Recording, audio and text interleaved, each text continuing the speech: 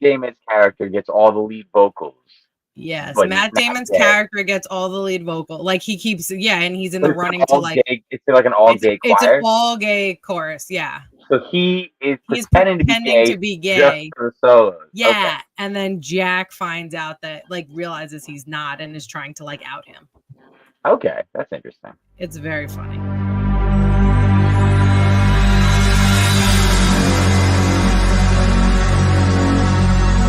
Ladies and gentlemen, the show is about to start in 10, 9, 8, 7, 6, 5, 4, 3, 2, 1.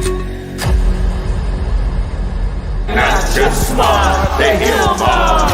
They're not just smart, they heal more. They're not just smart, they heal more. They're not just smart, they heal more. Ladies and gentlemen, fans and friends, we are back once again. I am the custodian of charisma, the ophthalmologist of optimism. She is the sultan of sarcasm and the sorceress of sass. I am the ghost. She is the coach. I am Brady. She is Danielle. Together we are the best friends in all the land. We are the Heel Marks, and this is Mark of Honor, everybody's favorite Ring of Honor post show. Danielle, Yes. welcome back. We all missed you last week. Thank you. I missed you guys too. Yeah, you were trapped in captivity all again. I was very much trapped in captivity and couldn't get out. Right, but here we are. It is July 18th, a brand new Ring of Honor. We are 8 days away from Death Before Dishonor. And I mean, this is one of those things where it's like, on one hand, it's mildly frustrating, but on the other hand, it's one of those things where this is kind of what Ring of Honor does before a pay-per-view. They kind of just don't really build to it like you think they would.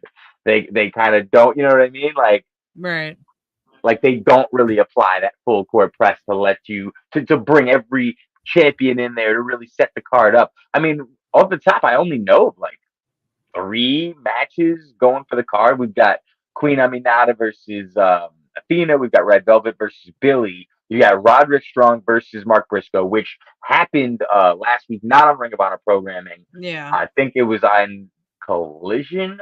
But then they did open up the show by kind of letting everybody know, hey, this happened. In case you forgot last week when we told you this was going to happen, you didn't tune in to Collision, let's let you know Mark Briscoe has a number one contender, and it is Roderick Strong. So I did like that they kind of opened up with a quick Mark Briscoe talking about it, but then that was it. like that's it. Like wouldn't Roddy want to say something about the fact that he's finally number one contender in Ring of Honor? Talk about his history with the brand, his history with the championships. Talk about the fact that his buddies, the Undisputed Kingdom, are tag team champions. So once he finishes this, once he gets the job done, boom, they've got all the gold. You'd think they'd want to give him some time for that 8 days away from the pay-per-view. Yeah, I guess he would have to be present because also I find it very weird that he's a number one contender. I mean, I'm excited to see Roderick Strong compete for the title, but like, I don't know. I find him a very weird matchup to be having. I mean, I don't necessarily mind it. I was actually last week when I was giving my thoughts because they announced that was the number one contendership match. Mm-hmm. I thought it would be kind of cool only because Roderick Strong is similar to Taven and Bennett, where they're guys that because of the way they're booked and just you don't always see them as often, but then you see them in the ring, like, holy shit, I forgot how fucking good these guys are. Like these guys. So that's kind of the way it is with Roddy, where granted, I don't know if you saw that match, but it looked like, and the streets have confirmed that Dogcastle was legit knocked out on that finish spot, where Roddy hits him with the knee. And apparently, like the ref did kind of similar to what we saw on WWE television not too long ago, where the ref counted to 2, then stopped because Dalton was supposed to kick out. But then they realized, oh shit, this guy's unconscious. Okay, Roddy, just pin him. Counted to 3, and then they had to edit it, finish it in post, or fix it in post rather. so that when you're watching it, it looks just kind of like, oh, knee hits, he's out, Right. 1, 2, 3, and then commentary even mentions Roderick's out, Dalton's out, guys. Whoa, but apparently that wasn't necessarily the planned finish. I do still believe Roddy was supposed to win, but the finish Yeah. got a little flubbed up by a solid knee to Dalton Castle's dome piece.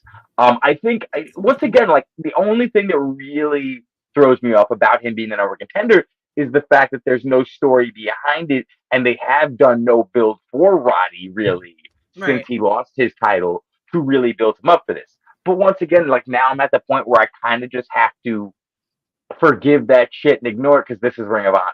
Like I have to almost accept the status quo. We don't get our champion on the show. We don't get people until tonight, and we'll get to that a little later, but we don't typically get people using mic time to proclaim, hey, I'm here every week and I Right. want a title shot. Right. We never really get that. Right. So, and with Death Before Dishonor and the way Ring of Honor has kind of been handling their pay-per-views for the past year or so, or pretty much since they came back, is that, that final 2 week to 1 week span is spent putting the cards together and trying to get you a great card to the point where 3 or 5 matches are probably going to be added on like the day of or day before. But so that kind of keeps them from really giving you a solid build. Their goal for the pay-per-view is just to give you the best card possible. They're going to try and get you as many championship defenses as possible. They're going to try and get you as many big names from either Ring of Honor's past or maybe just AEW guys that fit well with Ring of Honor. They'll put them on the card. They'll put together a great 8 to 12 match card, and we'll be talking about how good it was. But in terms of it being a crescendo, it being something they built to using their weekly program, that just doesn't happen anymore. Right. It's a very weird situation. We always talk about this with Ring of Honor. It's very weird that there's never any build up. There's never any like, oh, I'm just the number one contender. It's like, wait, what? It's like, why are you number one contender? Oh, why are you having a match? Like, I don't know. Like we said with Roderick, like he should be number one contender. But like, what about Kyle Fletcher? Where's my boy at? Like, you know what I mean? It's just weird. It's a weird. Yeah, it's just weird. Yeah, with the I mean that's another thing, and I spoke about it a little last week because we did have our new Ring of Honor TV champion have his first defense last week. But at the same time, Kyle Fletcher was the most protected, the most badass guy on the roster for the entirety of 2024. It really felt like they put effort into building him up. Right. And then without them even really being like almost conscious of it or like aware of what they were doing, they had him get pinned twice in the span of 2 weeks. And then in that same week, he loses his title, not even on your show. It's not even something that you like aired or really went the extra mile to educate your fans about. And then we haven't seen him since. Now, once again, this isn't NXT goes to main roster. This is Ring of Honor. So they don't really like if Tony decided, hey, I'm going to have Kyle Fletcher just be an AEW guy now, and we're just going to really try and push him on my main program. Right. The truth is, this is kind of how he'd do it. He wouldn't necessarily write him off with a big title ending match or a reign ending match at Death Before Dishonor. No. I'll just have him lose it in Mexico. We've got a new champ now. I'll get someone new for him, and Kyle Fletcher will just be my AEW masterpiece now, instead of him getting kind of like an end to his time here, an end to his Ring of Honor career, so to speak. Yeah. Oh, I'll miss him. Yeah, one thing that happened last week also that was interesting, and I'm surprised we didn't get a follow-up to it, but the Undisputed Kingdom, after like a month of me and you talking about the fact that they're talking about how they're the best, they want to be known as the best, they want competition, Tony give us competition, and we start thinking, who's that competition going to be for Death Before Dishonor? Last week, they pull a 180 and decide we deserve the night off. So Tony, make that happen.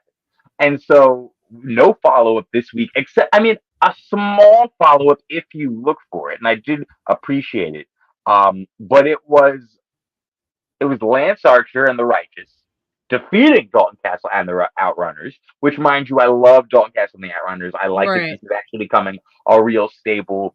So I'm interested to see where that goes. But after Lance Archer and the Righteous do get the W, we see them speaking to the camera, using Right. that as mic time. And I thought they were calling out the trios tag champs, Right, but they commentary weren't. commentary verified they were in fact calling out the tag team champions.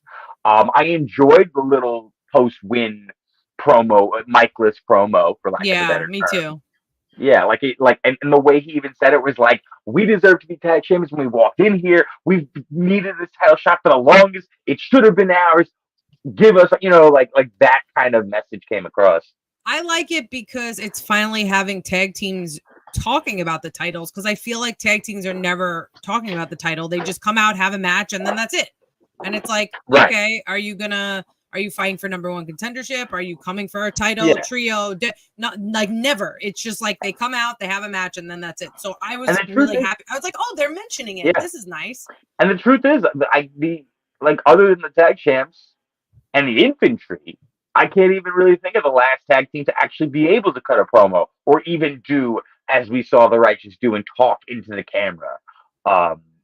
Like the infantry occasionally get mic time. It's usually to promote a match they're in that night. It's not even always like, hey, we're the best tag team and Undisputed Kingdom don't get too comfortable because we come for those titles. It's kind of like, so we don't really get tag team mic time, which unfortunately means we don't typically get tag team stories. And especially with Lance Archer and the Righteous, it seems like they've been on the same path for months now, where they kind of just put them in different 6-man tag matches, which is why I thought at first they were calling out the trio. Yeah, of course. I mean, wouldn't you feel when he was doing that, and I was waiting for Lance Archer to look over and be that meme, that meme with that little kid, the awkward meme where he's like, his eyes like drip back and forth. It's like, we're coming for the tag titles, and it's like, but what about me? Like, so Lance doesn't get anything. Right. So, yeah, I was like, oh, okay. So we're not doing, but at least we're asking for some titles or some shot, Right. No, I enjoy, and it's one of those things where it makes me think, like, I wonder if this is something Ring of Honor is planning, and it turns out that the Righteous will in fact get a tag team title shot at Death Before Dishonor, or if this is kind of just him being him and just kind of like, we won, I'm gonna talk, this is something to say, because why should we haven't had tag title shots? Give it to us. I would be a little surprised if they were getting a title shot at Death Before Dishonor. Me too. Yeah, like, especially just for the way it's being built, where they were asked for competition and then they decide, hey, we need the night off. It almost just seems like they'd be surprised by like a tag team of Ring of Honor's past, or just a tag team with high name value. Last week I threw out the out there possibility of maybe the Motor City Machine Guns getting that spot if AEW locked them down and they're like, okay, let's have you show up at Ring of Honor and you'll challenge the Undisputed Kingdom. Like, I could see that. It's a big match. It's a big surprise. And then after, if they let Undisputed Kingdom defend it, boom, now they can come and go back to the Righteous. I'd be surprised and probably a little let down unless it actually led to a title change. If this match is essentially the only build they feel is necessary to get the Righteous the title shot at the pay-per-view. And then assuming they lose, because you're giving them 7-day build, then it's like, this did nothing for them, because now they got shot to the top of the beginning of the line, and boom, right back to the end of it. Yeah, I mean, I don't know what they're doing, but yeah, that would make the most sense. Yeah, it's interesting, man, with their tag team. I'm sorry, with their just their championships, really, because the one champion to really show up, she's not even healthy. She's not even cleared. This woman should be in a hospital bed. Craftmatic. I have to say something before, like, we get into what her promo actually was. Yeah. She is so calm, collected. She's so good on the mic with like controlling the crowd, getting heat from the crowd, getting them to react a certain way. She's so like, she doesn't let them chanting bullshit or like saying things like distraught her. She's so good. I love that. Yeah, no, and this is fun too. Oh yeah, I love it. The only thing I don't like, and it's just because it changed ever since the injury got thrown into this angle. And like before that, we saw these stories and these feuds being told by actually seeing all four women on the screen together, whether they Right. were fighting, whether they were talking. Like we got to see them interact almost every week, it seemed. And I was like, wow, these stories are really intertwining. They're really coming at us. And then Athena announces her injury. She gets the Hmm. little shove from Velvet and Queen. And I'm pretty sure I feel like that was the last time I seen any of them on screen together. I feel like it's been like a month now of them continuing to build both of these feuds, but now we see the minions, we see MIT open up the show, talk about it. Red Velvet's in the building. Queen Aminata is in the building. They both have matches later. And they're talking shit about them. Right. You would And think Queen they would come out and be like, "Hey." And then Athena's like, you'll get your time to talk next week. Next week we'll have Lexi give you a 5-minute interview. You can talk. And it's Yeah, that was weird. like that's what we're doing now. We're literally we're setting up 5-minute interview spots for like the next week. Like it's awkward, a little weird. I'm sure it'll still be cool, but once again, like you've got 8 days left.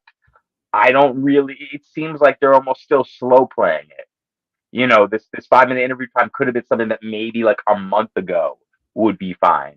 But now you've got your champion who's still very much claiming and at the very least pretending to be injured. She's Yeah. saying she's not cleared, yet we've been given no reason as to why the powers that be are ignoring her. You know what I mean? Like if you were gonna have um, Red Velvet or Queen Aminata prove that Athena's calling bullshit. And last week they kind of gave us a little bit of evolution of that in I'm sorry, Athena getting caught backstage celebrating and then falling to the ground, and she Right. addresses it a little today as you guys think I'm faking it. But once again, nothing's been proven. We haven't had like a Christopher Daniels or some authority figure say, I spoke to your doctor, he said you're fine. Or I spoke to your doctor and he says you're hurt, but your doctor doesn't have a license. Or, Right. like anything like that. So the And whole then thing kind of just has me scratching my head like, why does nobody care about this woman's health? nobody cares. Nobody cares, Sean. Nobody cares. Right. Yeah, it's just weird to me. Like everyone's just like chanting about like being excited for her, and she's just like, yeah, and just limping around on the crutch. This woman's getting hurt. She re-injures her bones every time she steps foot. I know. I wish And Billy. 8 days Imagine Billy starts carrying her. She should be in a wheelchair, not crutches. Imagine. That'd be great. It would be like the Sean Benjamin. Somebody call mama. That'd be great. But yeah, no, I did enjoy this opening segment, this opening promo from these guys. Like I said, this is the most consistent story they've been telling on Ring of Honor. Right. And these are both these women's championships Consistent have really, only. yeah, and they're really a cornerstone of the show at this point. So it's like, once again, you've got 8 days to go. You've got one Ring of Honor show left to Right. build up to whatever you're doing. It's like, so, you know what I mean? Like, I just wish they would get Like, to what it are we already doing here? Yeah. in terms of the reveal that Athena is actually fine, proven without a shadow of a doubt. Because they've given us the hints, they've given us the breadcrumbs. Like, have Queen Aminata and Red Velvet literally corner Athena by herself. They have Billy Starks incapacitated, back her into a corner, and you have one choice. Either you take this ass whooping I'm going to give you, or you admit that you're good, you put your dukes up, and you try to defend yourself. Like, that probably should have happened by now. Call like a Minions meeting on a text, and then Lexi and Billy show up on one place, Athena ends up the other, and then jump her. Right. That's all you got to do. Just jump It's her. so simple. Why won't they listen? It's classic wrestling. Classic I did enjoy another advance in the storyline. I did enjoy, and I spoke last week about how Billy Starks had kind of a squash match, and I thought it just, not that it was counterproductive, but I just thought it probably would have been more beneficial if Red Velvet was getting the squash match victory because she's the challenger. She needs to get built up. Billy Starks as the champion beating someone we don't know and using that to say, "Hey, Red Velvet, you got nothing on me." Like that just doesn't do as much. Yeah, So I'm it doesn't make glad sense. that we did get Red Velvet in this position, but also the fact that Maya World is established as Athena's student. Right. So they I like use Maya. I like Maya World. Me too. Me too. And I also love it's kind of one of those things where like if you want to, you could roll your eyes at it because commentary has seen My World standing in the ring. She didn't get an entrance, so she's been there. However, I did enjoy it when all of a sudden camera pans to My World, she gets her intro, and commentary both kind of gasp like, "Whoa! Whoa! Okay, Right. Athena student, Maya World stepping up to the plate." Like that them reacting to it really sold it well for me. Definitely. So once again, if I want to laugh at it, and Chuck will be like, "Bro, you saw her 5 minutes ago when she walked in the ring." Sure, I could do that, but I'm not going to do that because this really sold the moment. It sold her. It made Maya World 10 times more interesting as an opponent for our number one contender than had commentary not done that. Maybe they were looking down at their phones and not paying attention, and they That were delightfully must have been it. surprised. That must have been it. I liked it. But yeah, no, I enjoyed this at all. As I said, this is exactly what Velvet needed, and Maya World really gets like that's just another little wrinkle. And I hope we see more of Athena students pop up whenever Athena or Billy has a feud. These future minions, these minions in training, give them the opportunity to get their little splash on in the deep end. You know, a little splash. Mit it. What? Mit it. The fuck do you? Minions in training is MIT. Minions in training. No, they're not the minions in training. Oh, You're not they're training to be midgets. What the fuck is that? Midget. I knew what you were saying, but I had no idea why. I was like, what? Oh, midget. No. Look, she did it already. Midget. But yeah, and Queen Aminata getting a win over Mackenzie Morgan. Similar situation, throwing a squash at her way to build up her number contenders. You know, I get it. I do think, like, at this point, especially tonight, they didn't have, we were about an hour show. It probably would have been beneficial for all 4 women to speak tonight. Instead of plugging that we'll be able to hear Queen Aminata and Red Velvet talk to Lexi next week. I'm guessing that's a setup, right? Because Lexi's like their girl. So I'm assuming that this is the setup, and that will probably finally take us to the moment where Athena reveals, I'm fine all along. You never knew, ha, ha, ha.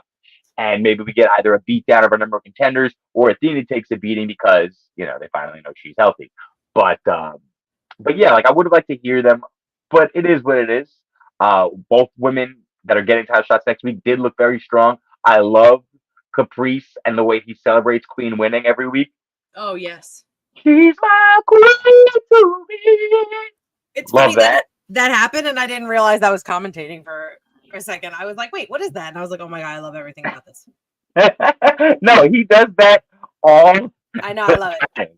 I love it. Like, I love it. It makes me want to watch Coming to America every single time that Queen Aminata is on my screen. I was just watching Superstore, and Garrett dresses up like Coming to America for Halloween. I love that. Honestly, bro, that song is like one of my favorite movie scenes in all of cinema. No. Just because that the rotund actor, who's playing that singing part, just in that movie, I remember watching that, and like that was the last thing I expected to happen. So like, the wedding is being played all straight, and then boom, you've got this big guy with this amazing voice just belling out. I died. I love that fucking scene. I hope when Queen Aminata wins, Caprice stands in the ring when she's presented with the title and sings that song. If Queen Aminata wins, I might have to risk it to get the biscuit. Might have to plug that song into our intro and hope. Don't do it. Hope and come to America. Don't do it. I'm not doing it. You play it, I cut it. They don't come for us. I will cut it. You ain't gonna cut nothing. I will cut everything. You ain't cutting Brie. I am cutting some cheddar. You ain't cutting nothing. But yeah, no, this was, like I said, this was fun. This was what we got. What we got. Would have liked a little more, but I am looking forward to both these title defenses that we're going to get next week. Um, I, so let's talk a little bit about our main event. Only because I remember last week it sounded like they announced this match for the pay per view, and I even made a point to say that this feud was so, like, I felt for both women because I'm like, they really have to give their all to this feud, but this is the lamest story I've ever seen. In that the story is, you beat me 4 times, but I'm coming for you. You can't beat me a fifth. I will get my win. And so it's like the whole thing was silly to the point where I was like, this could be on the card, but it probably doesn't have to actually be promoted ahead of time for the card. Turns out it's not on the card. They didn't even want to wait 8 days for pay-per-view. They just gave it to us now. When Leyla Hirsch walked in, I was like, did she not get the memo that this is a lights out match? Like, why is she wearing ring attire? Diamante came out like full blown ready to beat everybody up in like regular street clothes, and here's Leyla Hirsch wearing the same exact ring gear she always wears. Yeah. But I was like, you could have put on like a sweat outfit. You know what I think it is? And I hope this doesn't get taken the wrong way. Uh-oh. I think there's a chance. No. Just Leyla Hirsch is one of those women where she's just so athletically built that you kind of need to see her in ring gear to appreciate it. If you do kind of throw her in, like, I don't know, a hoodie and jeans, maybe she doesn't look, you know what I mean? Like she just, if she hides her arms, all of a sudden you lose that aesthetic of, wow, she's to hide she's her a beast. arms. She could wear some nice gray sweatpants that ladies love, and like a sports bra. Gray sweatpants that the ladies love. and sports bra. That's it. That's all she had to wear. I don't know. Okay, well then listen. Maybe she's a fashion consultant, Danielle. Maybe you need to send your resume. Oh no, I'm no fashion guru. We can hire someone else to do that. But yeah, I thought this was an interesting choice, and it's one of those things where it's like, I liked it though. I liked the match. No. I liked the match, and I love seeing them get an opportunity. But when you do this 8 days before a pay-per-view, and as much as I thought this story was silly, it's one of the only stories they've been attempting to tell us. Right. So once it's again, such I didn't think stupid story. It's so dumb. And like, this was the first time commentary kind of did it justice when she wins, and they don't say Diamante finally wins 4-1. Obviously, they're not going to say that. They say this win has been 3 years in the making. And that, putting it that way, just made it all different. And I honestly think I would have felt differently about this feud had they worded it differently. Or instead of constantly pointing out that she's beat her 4 times, you could just say, we've been battling for years and I've never gotten you. But you know what I mean? Like, just a little less more in the details. And then I feel like the story would have hit a lot differently. Yeah. I've never beat you. Exactly. And it's like, and you don't even have to confirm how many times they face each other, what the record is. You could just say, we've crossed paths multiple times before, we've shared locker room after locker room after locker room, and I've never taken you down. I want to be champion, whether it's TV champion, whether it's world champion. I want to be champion, but how can I beat them if I've never beat you? So Leyla, I'm sorry, but you got to be my stepping stone. You know, something like that, and then boom. And then I would have felt completely different, and I would have been way more upset that they didn't just wait 8 days and have this match, especially with a lights out stipulation. If you're throwing a stipulation after this would have been a fantastic third women's match for the pay-per-view. And I said it last week, it probably would have gotten thrown into kind of like the pre-show thing, you know, where like they just throw 3 or 5 matches you didn't know were happening at you in the beginning. Like, it probably would have been in that bunch. But still, yeah, 100%. I think just one giant pre-show anyway. Right, exactly. It's like this was cool. Diamante gets a big main event. Leyla Hirsch gets a big main event. Diamante gets a big win. But because of the fact that they kind of just burned through it before the pay-per-view, I'm now wondering if it does anything for Diamante. And it almost makes me wonder if we were right to laugh at the story from day one. Because the truth is, if this win does nothing for Diamante, then the whole thing was wasted time. You know, this needs to be a bit of a launch pad. She needs to She finally got her win. She finally beat Layla. She tried. She failed. She failed. She failed. She got it now. What does that mean? Who are you coming for next? What are you going to do with this newfound confidence that you are going to walk around with knowing nobody can touch you? Because you finally beat legit Leyla Hirsch. So Right. I'm hoping we get follow-up to it. Yeah, I hope we get some good follow up to it and not just okay, I beat you now. Now we're done. Yeah, 100%. And especially with like, they could always go back to the Diamante and Mercedes Martinez well. They could always go back to Leyla Hirsch and Rachel Ellingwell. So there's ways to advance this. There's ways to continue with the fact that we have seen them give us main events that we wanted to be like, oh, they're in the main event, and then like you don't see them for a month, and you're like, oh, I guess that main event didn't mean anything. Right. So unfortunately, like I want to be excited about this, but once again, I've seen this before. And when they're getting rid of this 8 days before a pay-per-view, and I could have sworn last week they announced it for the pay-per-view. So I don't know if I just heard it wrong or if this was like I don't know if that's what it was. If they changed their mind or if I heard them wrong. It looks like they're changing their mind on spelling because, ladies and gentlemen, the 3 F's are fashion, fitness, and philanthropy. I love. They can come. They can come and be Leyla Hirsch's fashion consultants. Honestly, I hope these guys are Undisputed Kingdom's contenders or challengers for the title. Like 100%. I hope that's what happens. I hope 100%. Just put them on the. Yep. I hope so. Like that needs to be their debut. That needs to be their first Ring of Honor match. Let them show up at the pay-per-view as the surprise challengers for the tag team titles. Let them win. Let them win the tag team titles in their first match in Ring of Honor, and then have them on Ring of Honor TV every single week. Yes, making those titles look better than anyone else can. MXM is gold. It's gold. Oh, they are both gold.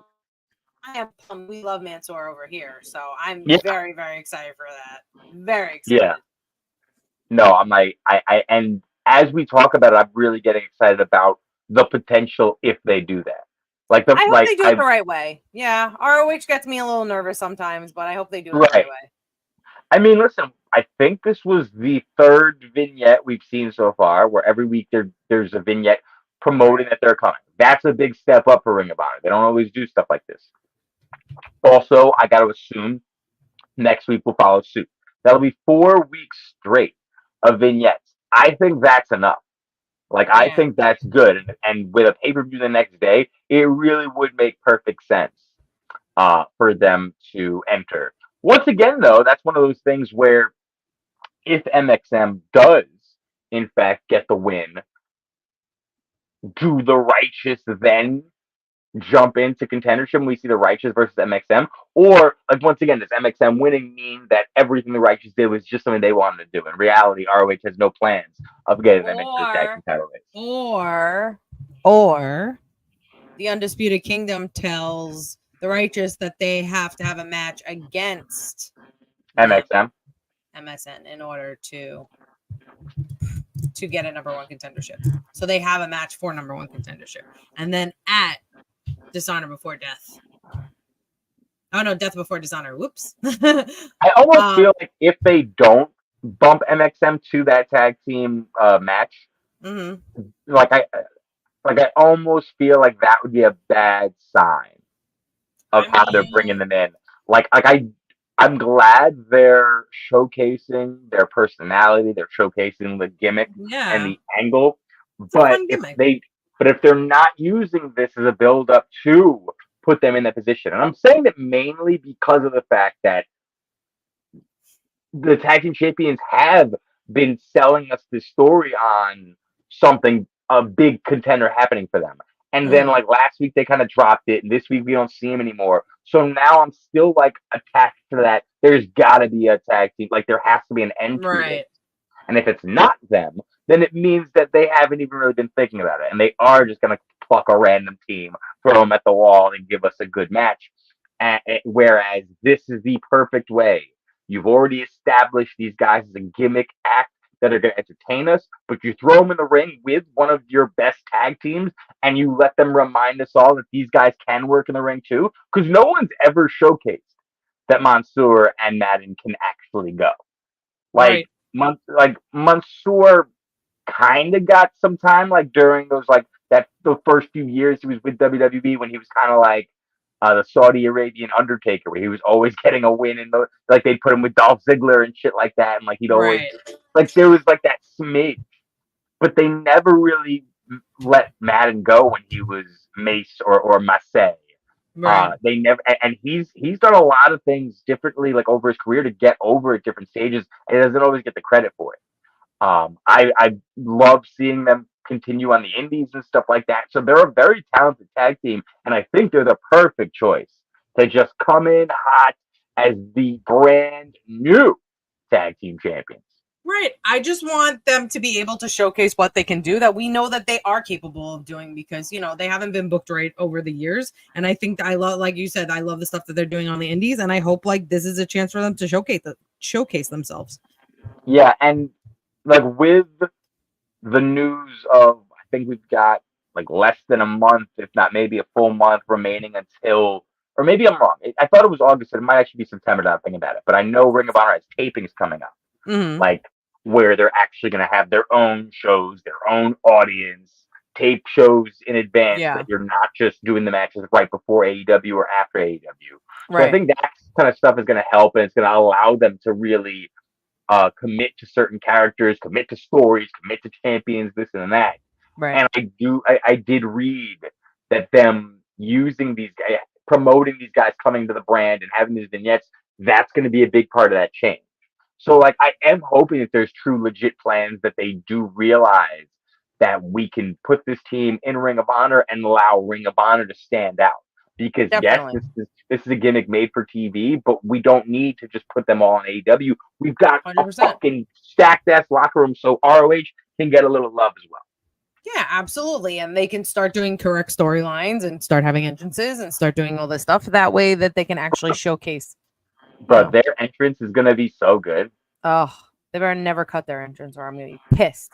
Oh my God, I'll be so pissed. No, that entrance has to be a show. Love and Cage of Agony, formerly the Gates of Agony, and Brian Cage are now together as Cage of Agony. I like these three. I like me too. The brutality they provide.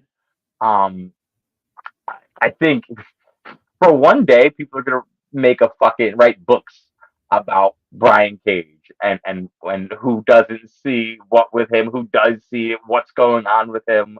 I never get it. I never get why people don't like. Like, I don't get it. I just don't get it. What don't you get? It? I don't get why. Like, I thought Brian Cage was gonna like really be an AEW like star, mainstay. Somebody, not a star, but just somebody they pushed. Brian Cage isn't bad to me. Like, you know what I'm saying? Like, if that's what it is. If people just think he's a boring muscle bound guy, I'm not seeing it. So that's going. No, I'm missing that. Yeah, I don't know what it is. Maybe he has a bad attitude and people aren't aware of it. Like, I think he's very talented. He's been in the business for a while. His looks not necessarily for me. Like, there's just so many muscles. Like, it's too many to count. Oh man, he looks like a quilted pillow. Like, he looks like a quilt. Like he's the Hulk mixed with Wolverine. Like, he literally is the Hulkverine. Yeah, he looks like those like pillow toppers for mattresses. He looks like a wrestling buddy come to life. He looks like a quilted wrestling buddy. What? You just took my fucking joke and made it worse. What the fuck was that? Like, yeah, that's like a wrestling buddy. You know what he does? A quilted buddy. He looks like a balloon. He looks like a balloon animal, but a quilted balloon. He looks like one of those inflatable arm-wearing tube men who can't wave his inflatable arms because he's got too many muscles. But quilted.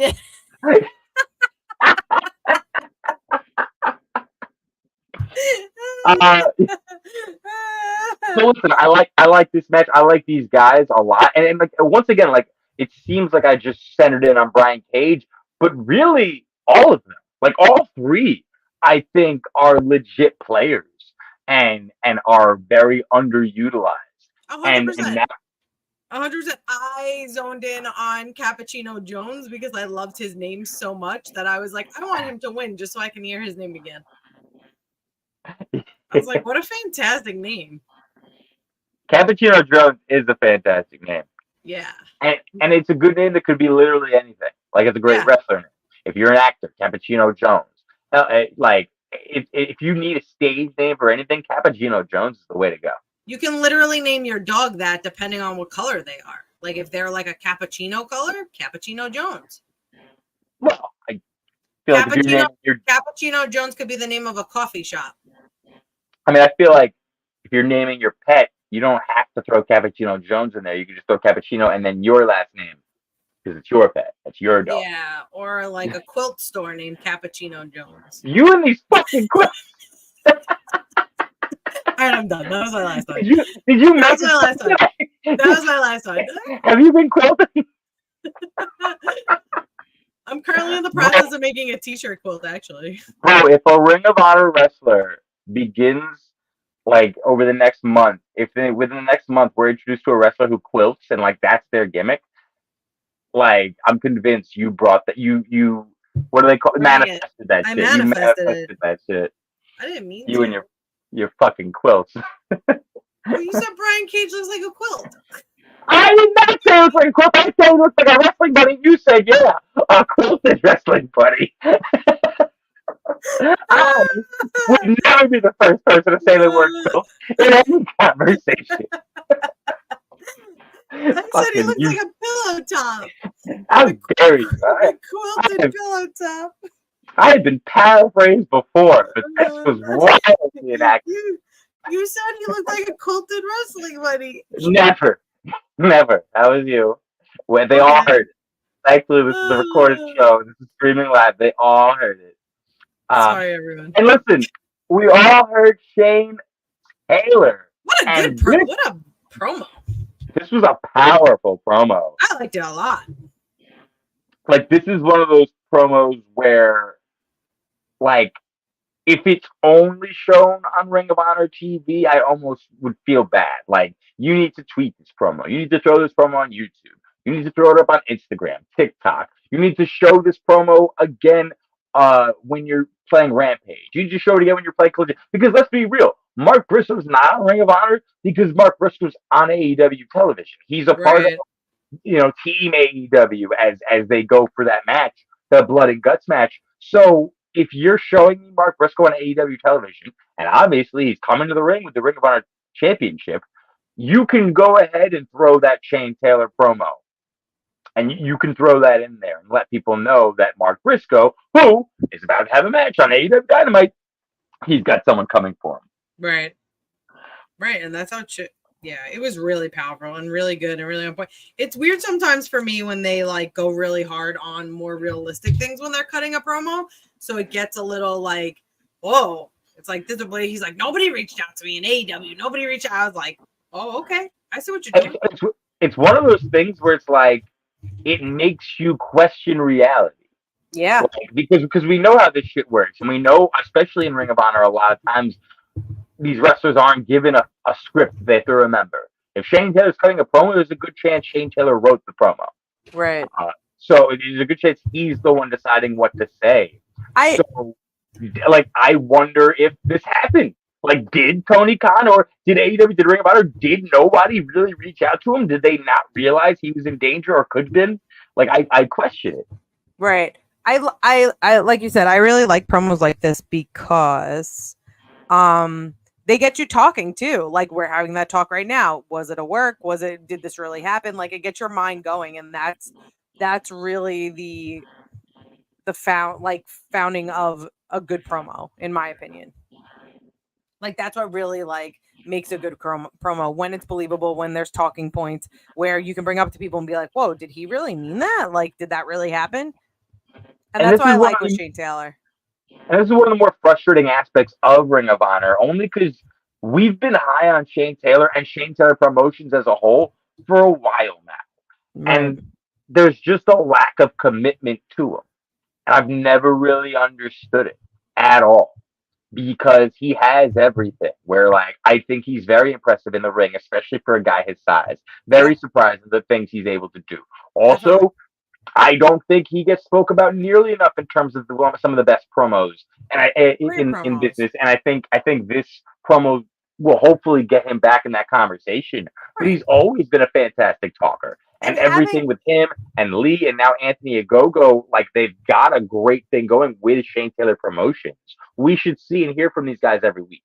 Yeah, that's the thing I was just going to point out, that even though there is a Shane Taylor Promotions, I feel like we don't see as much as we should be seeing with Anthony Gogo and with Shotty Lee. Like, we're not seeing a lot of that. We do see it sometimes, but we're not seeing it enough where these guys are built for the microphone, especially Shane Taylor. So I don't know why we're not seeing it more often.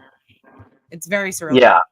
I mean, I'm hoping once again, and I did just do a quick Shane Taylor search on Twitter, and everyone's posting that video. Everyone's talking about it. Of And course.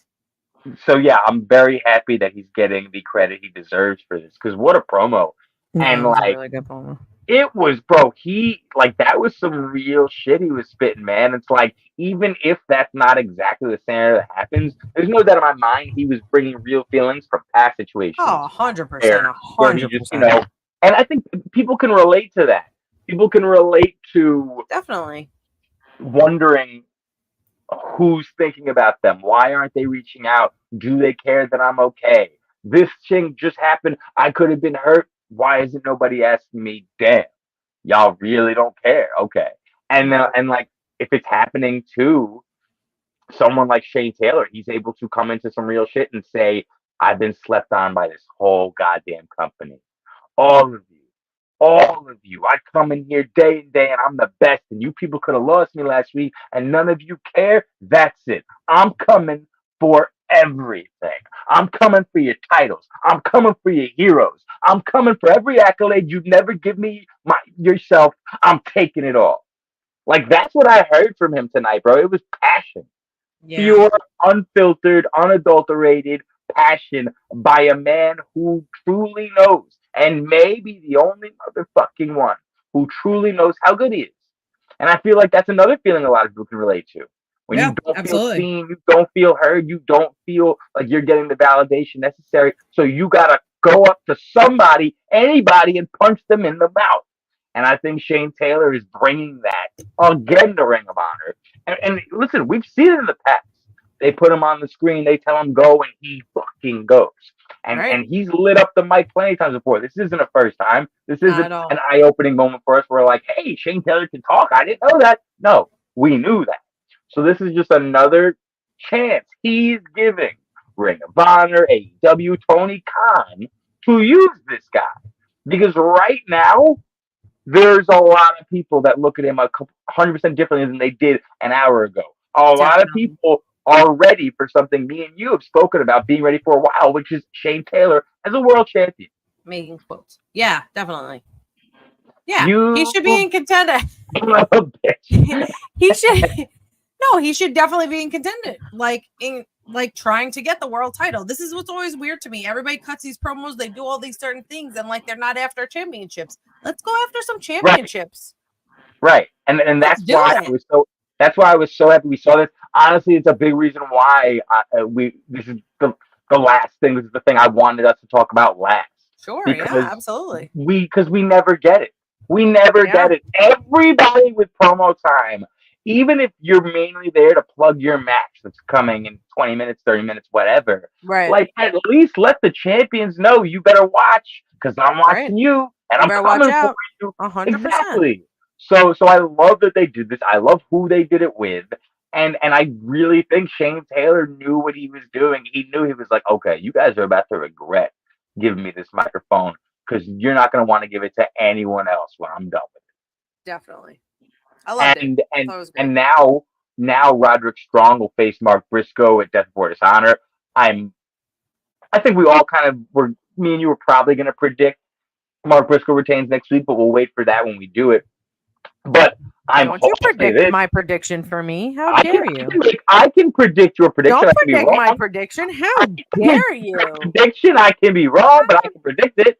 dare you? Predicting your prediction. You predict my prediction on my prediction. Mark Briscoe. You're not picking Roddy Strong, and you're picking Queen Aminata. You're not picking Athena, and you're picking Billy Starks. You're not picking Red Velvet. Holla back! How dare you predict my predictions? Damn right. You want to predict my predictions? You're projecting your predictions on prediction of my predictions. Do you want to predict my predictions next week? That's what we'll do. We'll predict each other's predictions. I'm not gonna step on your toes. I don't do that. I back up nicely and lead the way. On my toes if I beg you to. I'll step on your head because you're so little. How dare you? Just kidding. I'm taller than you. No, you're not. I'm 6'3". Everybody knows it. Oh yeah, I'm sure. Are you standing on some quilts? Like, what's happening here? Fucking you in these quilts.